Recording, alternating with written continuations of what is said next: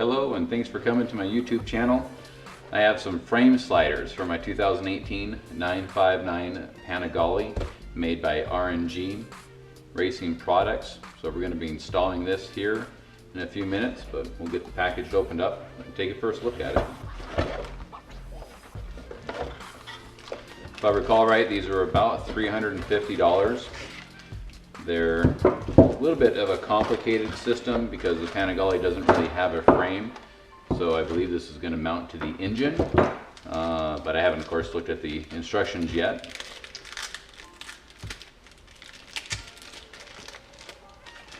I know that it looks pretty cool on their website, and hopefully it's effective, and hopefully I don't have to use it, but if I do, hopefully it works really well.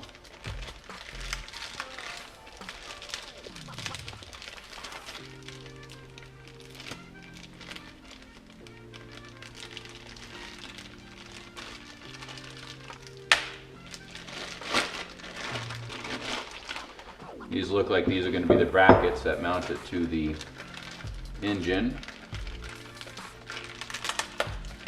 And looks like we have some plastic spacers here. Not plastic, probably that nylon hard plastic stuff.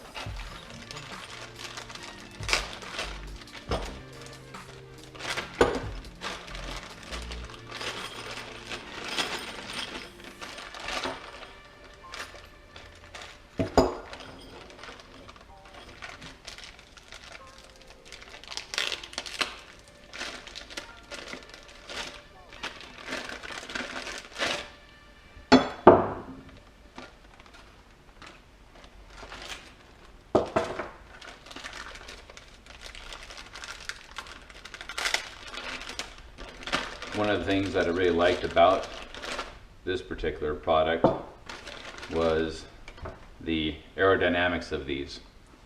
It's probably not something that's a big deal for what I do, but I think it'll look really nice also. So these look like they're really nice, high quality sliders.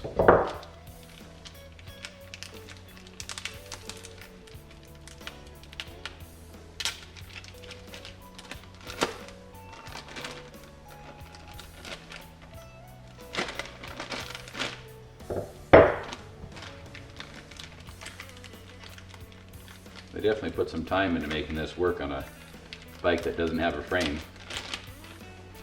So I appreciate their efforts on that. So, got quite a few brackets, got some instructions to read, so I'm going to go through that and figure out how much of the fairings I have to take off. So we'll get to putting those on here right after this.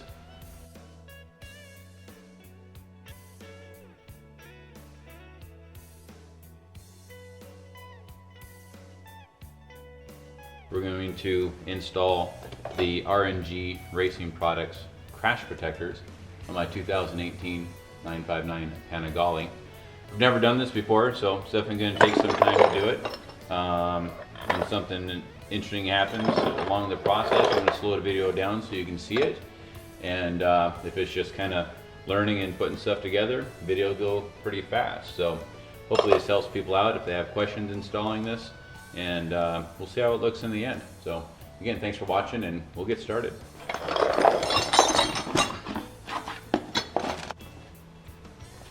It looks like one of the first things we have to do is remove some plastics that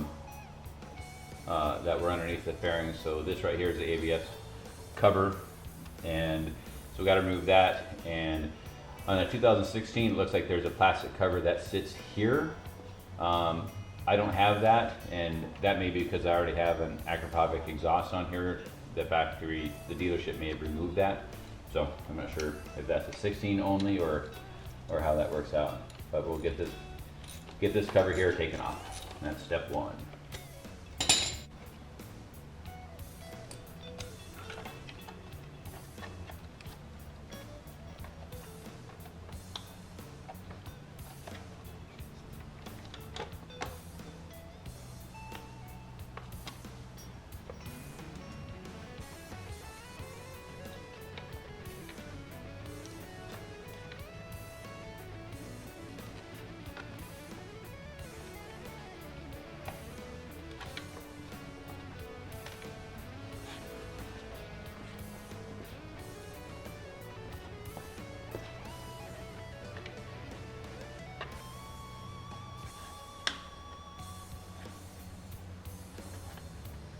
Just a little rubber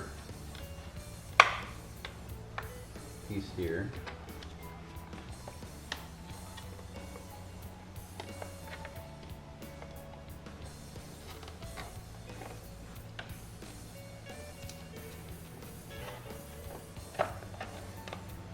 Okay, so there was a hose hooked around here, so we had to undo that.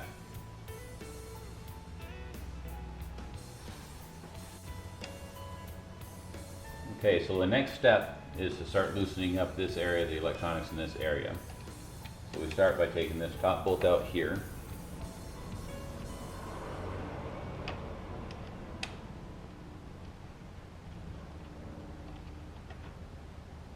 Don't lose that part, it's going to be important.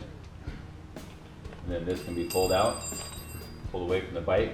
The next step is to pull out these 3 bolts. This one here, here, and here. I've already got these top 2 out.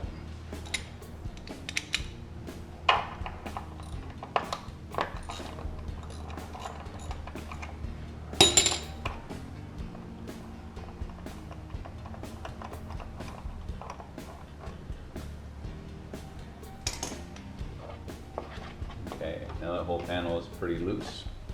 Now with this piece moved off of this area here and this loosened up, we now have access to remove the plastic covering for the ABS lines here. So that'll be what's next. Looks like that's a size 8.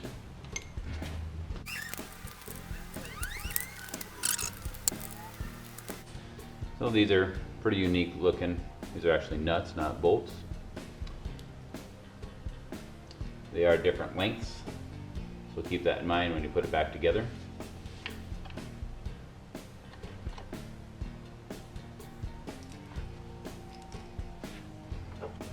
Now with this piece moved off of this area here and this loosened up, we now have access to remove the plastic covering for the ABS lines here. So that'll be what's next. Looks like that's a size 8.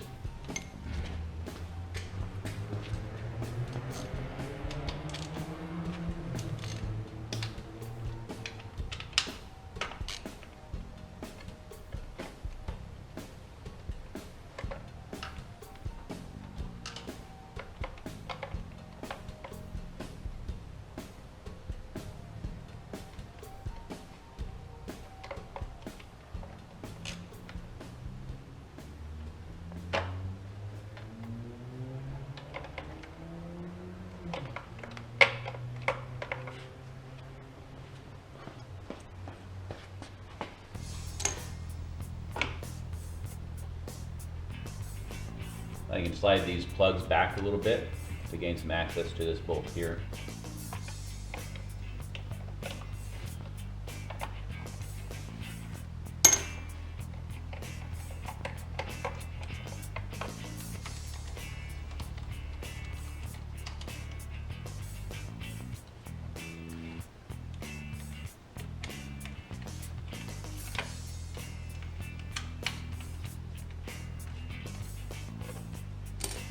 So these are pretty unique looking. These are actually nuts, not bolts. They are different lengths, so keep that in mind when you put it back together.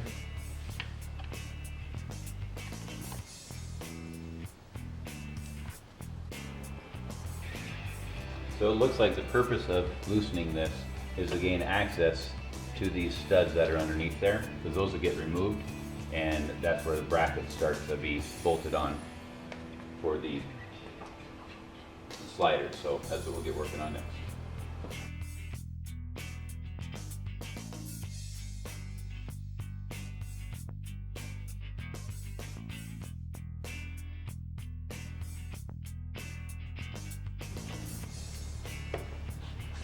So now it says to use the single stepped spacer for the back of the plastic piece, and you put it in the back hole.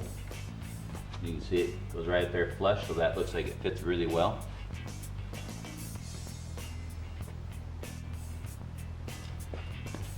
And then we have the double step spacer here.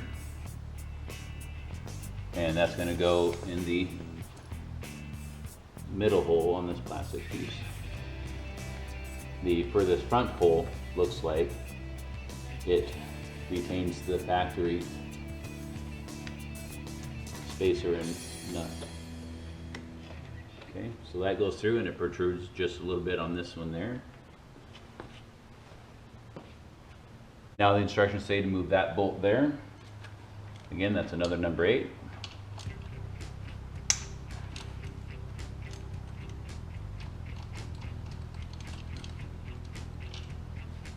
Alright, so the next step is to relocate this plastic back in its position. And so I'm going to take one of these nuts that we had taken off already and put it back in place. And remember, I said that they're in different lengths, so now it's important to make sure you get the right length in there. And we'll have to do that by trial and error because I don't remember which one came off the very front. Based on the width of it, I'm going to start with the longer one. We just want to make sure it doesn't bottom out too soon.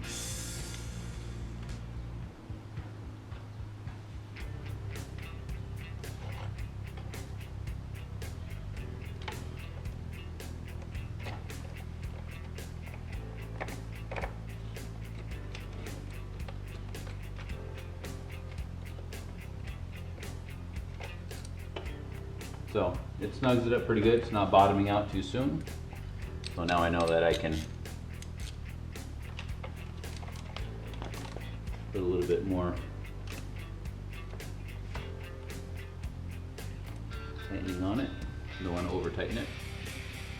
Just snug it up just a bit. Now these will be in their correct place to put on this bracket. And this bracket here is what's next. All right, so this piece here is one of the right side of the bike's brackets, and you stack up this plastic washer onto this screw here, and you tighten it up to where it's snug against the plastic, and then you'll put this piece back onto the bike. This hole here goes to this point here, and that'll get used with some other brackets that come down this way. The next bolt that we were supposed to take off is this one right here. So we're going to do that next. So the next bracket we're going to put in place, I believe, is going to be this one here.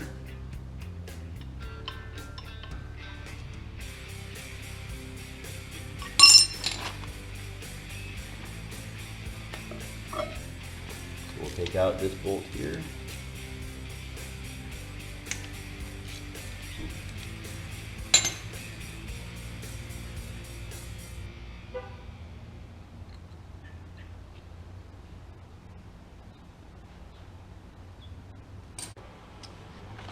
All right, so the way this mounts, this is called the right-sided forward mounting plate, and it slides over this here. And then that allows this to line up there.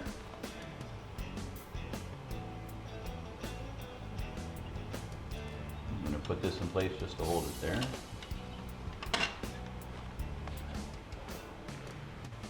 This screw is supposed to be a 65mm screw.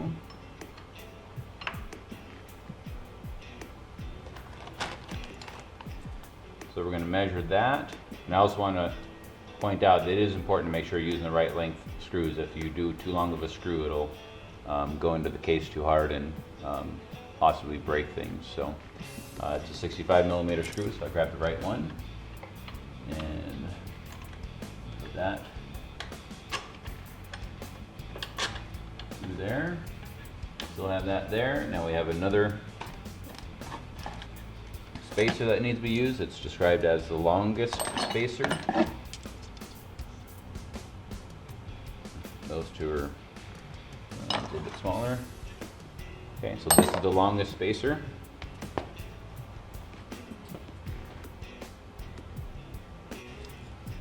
with the longest spacer, we're supposed to use a 70mm screw, so that one works.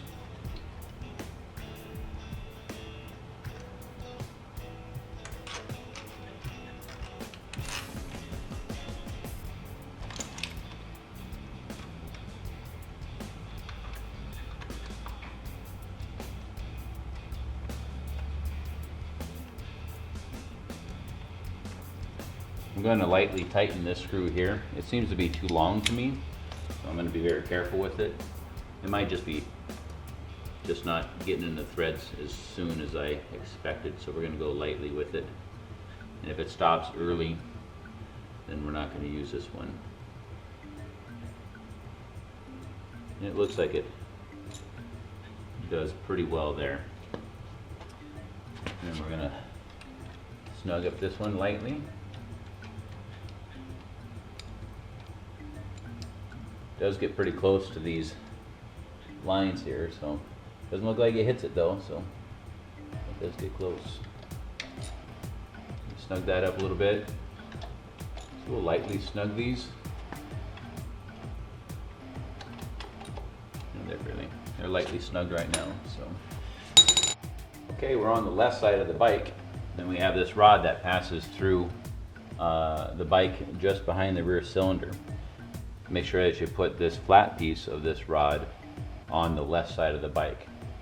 It's supposed to pass it through so that it makes contact with the open bolt on the other side, and you can just barely see it through there. And you go over there, and that's about where it sits. Just like that. It's actually pretty easy to see that hole on the other side. So the next step is to remove the shock from the bike, and in order to do that, we're going to have to support the rear of the bike. So luckily I've got the front supported well so the bike won't tip over. And what I'll be able to do now is put a piece of wood underneath the exhaust, and should be able to lift it up. Shouldn't damage the exhaust, so we're going to cover it with a piece of cloth for some added protection, and basically jack it up. We'll see what we get.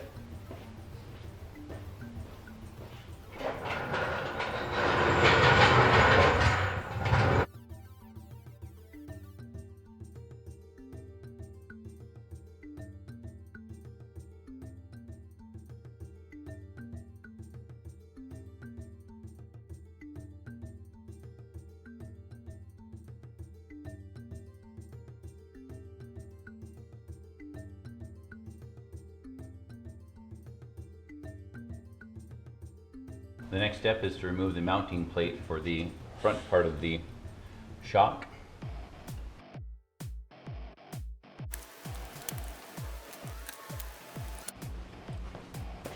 Now that we got that off, we're going to remove this bolt here.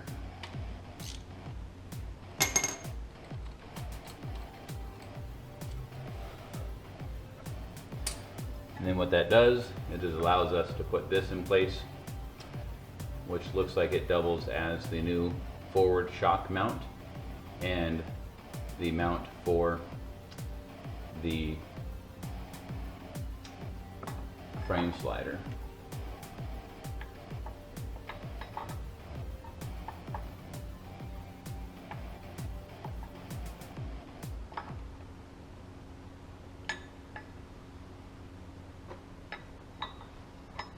Looks like it sits like this, so show a good view of that. It's going to sit just like this.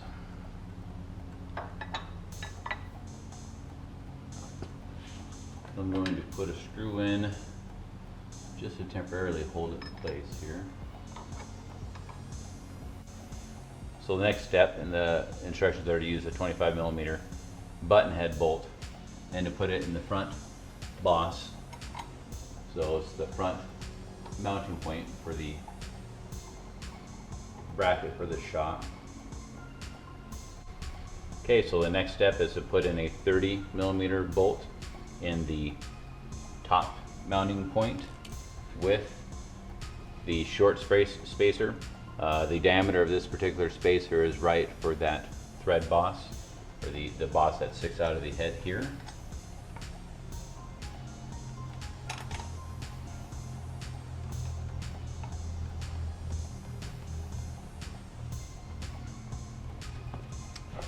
And then the 20mm bolt will go on the bottom. So let's move the camera so we have a little bit better view of what we just did here. And I'm going to point them out so you can see them better. Okay, so we're going to show you what we got going on here to get a closer look at it. This is how the bracket mounts up to the rear cylinder head. You've got these 3 bolts here, which are the 3 locations that the original shock mount was located at. This bolt here is a 30mm bolt. This one here is 20, this one's 20. Makes sense. The only one that has the spacer is the 30mm bolt. The other is, 25mm. This one's 30, these 2 are 25mm bolts. So that's how they get mounted up there. And like I said, we'll make sure we get those torqued to the right specs. I'll have to get online and look that up here after I'm done putting it all together and fitting everything. Okay, so the next step is to put in a 35mm bolt back here, and it's going to need a spacer for that also.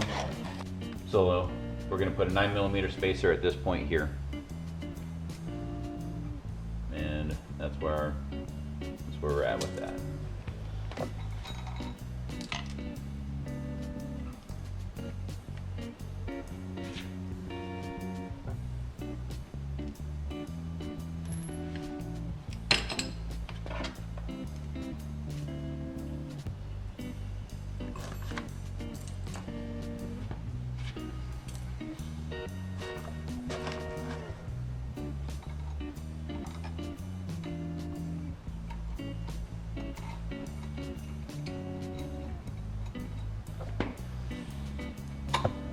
Okay, got everything started there. We'll have to tighten some of these up because I think these bolts are going to be blocked, so as we put the next brackets on.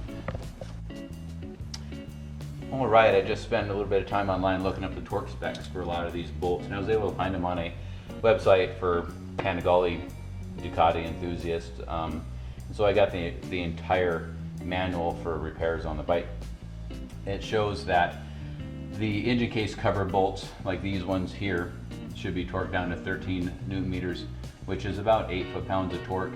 So I've already torqued down the other bolts on the other side, and I have to say I'm not a real fan of the bolts that they used with the Allen heads like this, and the material that's used, because they're a little on the soft side. It's really easy to strip these out with the Allen headed wrench here, so even at only 8 foot-pounds, so that was a little bit challenging. These 3 bolts here are 25 Nm, which comes out to 18.5 foot-pounds of torque. So that's where I got this set at now. So we're going to go ahead and torque those down, and just make sure you push that Allen key all the way in. And I can already feel that trying to twist that and ruin that bolt. I've already torqued that one, but it's already twisting in it. So these bolts are, I would say they're inadequate for hardness for torquing them down. So we'll see how this one does. So I got put in all the way, and yeah, I'm able to torque it. But you know, to recheck the torque, or even to pull it out of there, you can tell that it's twisted enough in there that it's a weak-headed bolt. They should be using something different. This is not strong enough. So I know at some point in time I may replace these to get something that's going to be better. This one here is a little bit difficult to get to, so I'm gonna have to fashion something else out to get to that bolt. But so to recap, 18.5 foot-pounds for these bolts here, 8 foot-pounds for these smaller ones here, and then the shock is 45 Nm, which comes out to, I think it's 33 foot-pounds, but I'll update that in a second. We'll check on that. Just found that this panel here sits like so. It actually pops off there, so you have a little bit more access, and I can see a little bit better to make sure I'm not breaking something. So looks like I'll be able to torque this down right here. So again, I'm pushing it in all the way, keeping it square, and we'll get it torqued down here. And hopefully not strip out that head before it tightens all the way.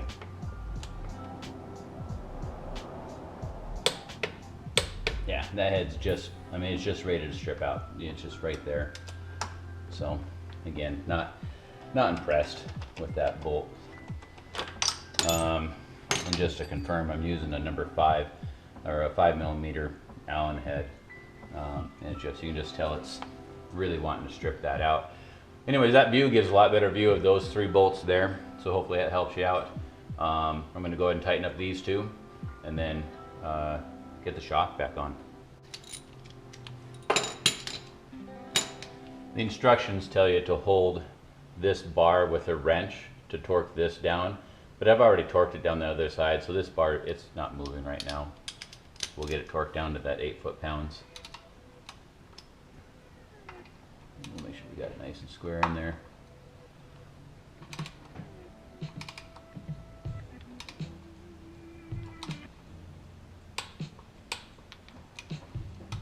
You can tell it's trying to spin inside there, so we'll back it out, and that's the only way we can get it out because it's tightened up in there. And do the same to this one.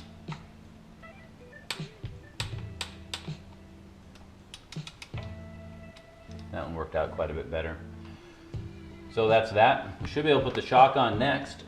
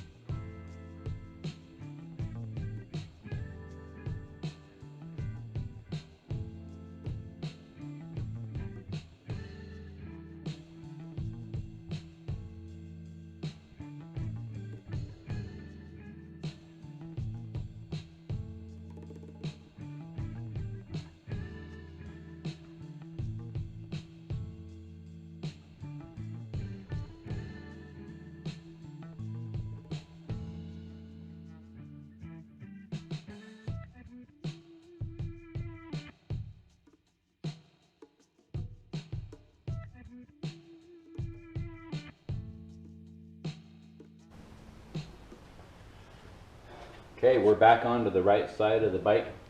We're going to finish up installing the frame sliders, and then after that we'll install the hinging guards. So I've already torqued down all these bolts to the 8 foot-pounds or the 13 Newton meters. This bolt here is the one that's trying to strip out on me. And so that's, like I said, the bolts are a little soft. I'm not too happy about that, but we'll go ahead and put on the slider next here.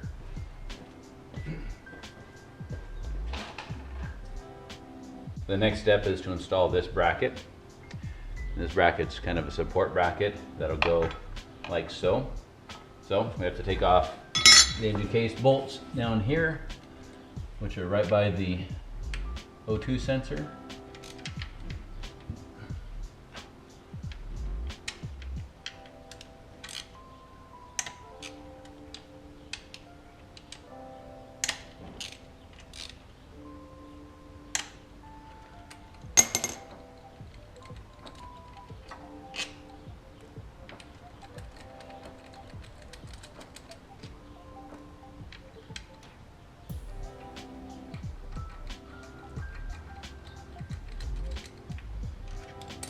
And then that'll let this sit just like this.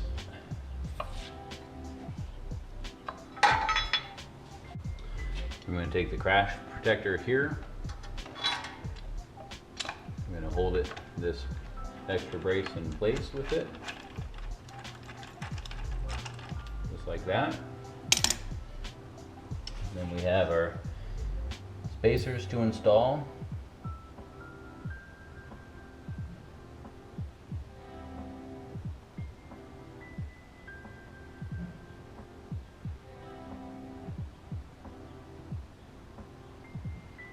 The longer spacer looks like it's 40 millimeters in length.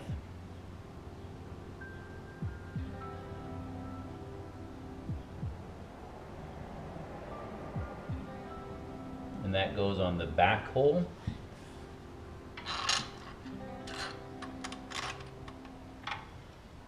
The middle hole is the next spacer in length, which is 36.5 millimeters, so that's going to be this one.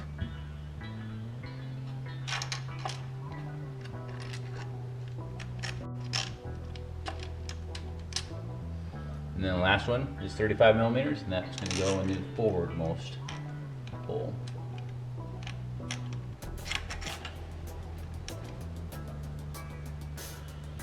And I'm going to route. We have the wire for the O2 sensor in the way. And it looks like it's going to get pinched a little bit if I leave that spacer on there. Or leave it on the inside of the spacer.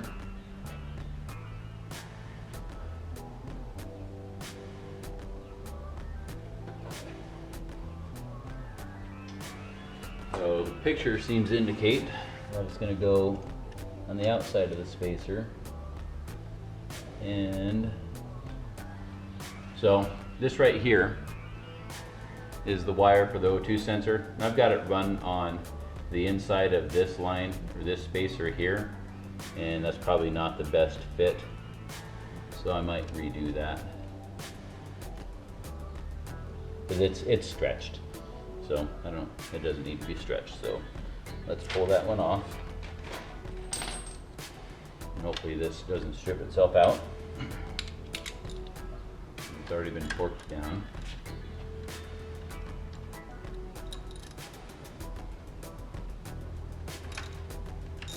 Okay, good deal.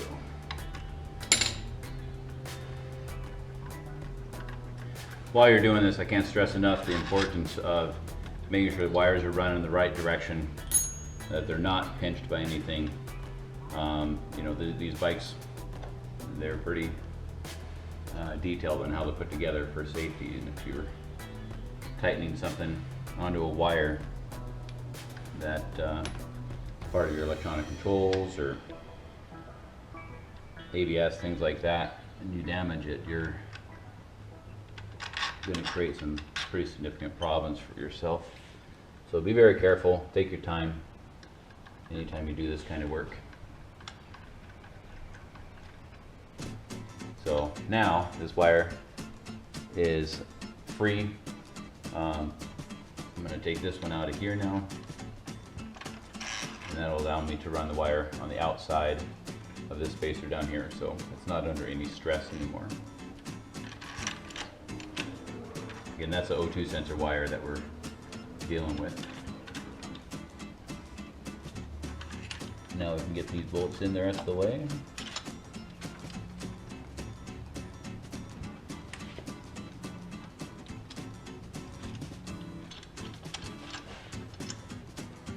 And I like to make sure I have washers in the right spot, so if you put some pressure on it here, they should fit pretty flat. The washer should be loose. It should just feel like it's all coming together correctly. And just like before, I'd run these in by hand.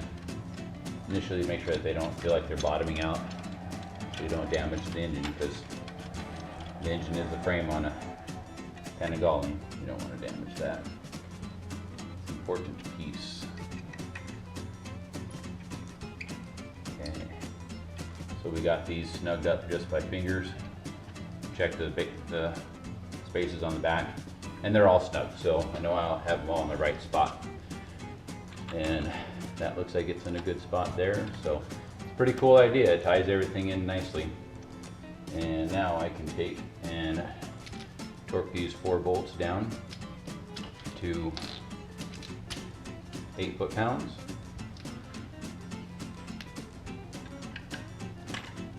Make sure you push it in all the way, get it seated well so you don't strip it out. Good.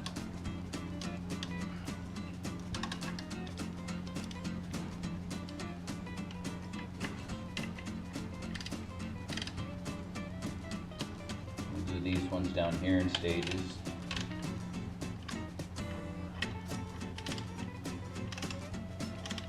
That way we're not putting undue load on one bolt.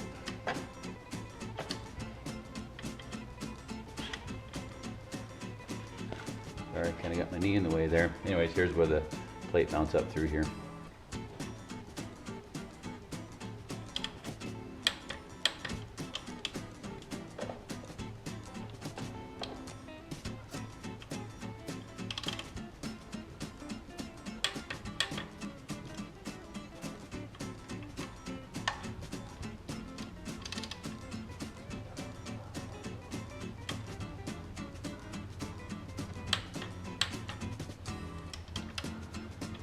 Okay, so that extra brace is on there. I've also installed this panel here, so it's snug now.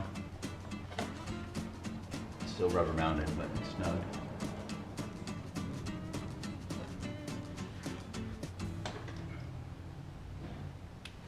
Double check that though.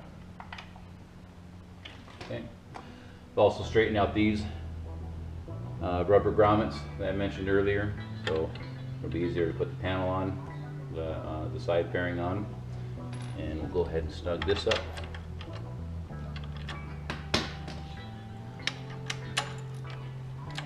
Now that we've got everything in place,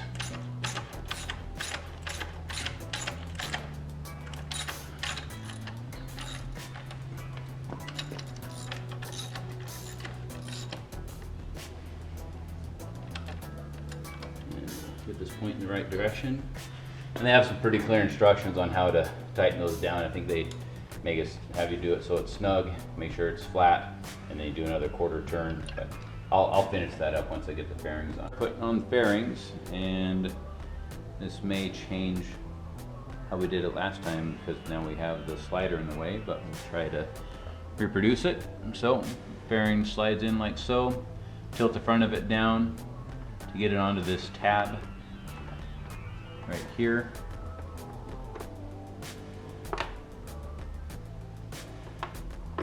Okay, we got it on that tab pretty easily. Slide it forward like that. And then we're going to get these tabs in here, put in the rubber grommets.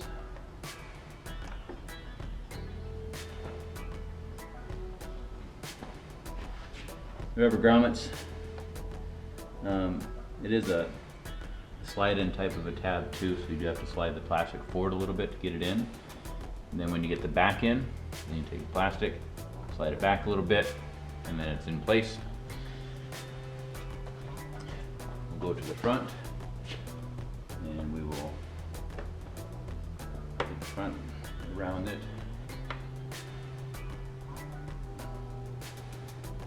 And just like that, that's how easy it is to put in if you're taking your time and you get this put on first. So next we'll put in all the screws and then put in the bottom fairing next.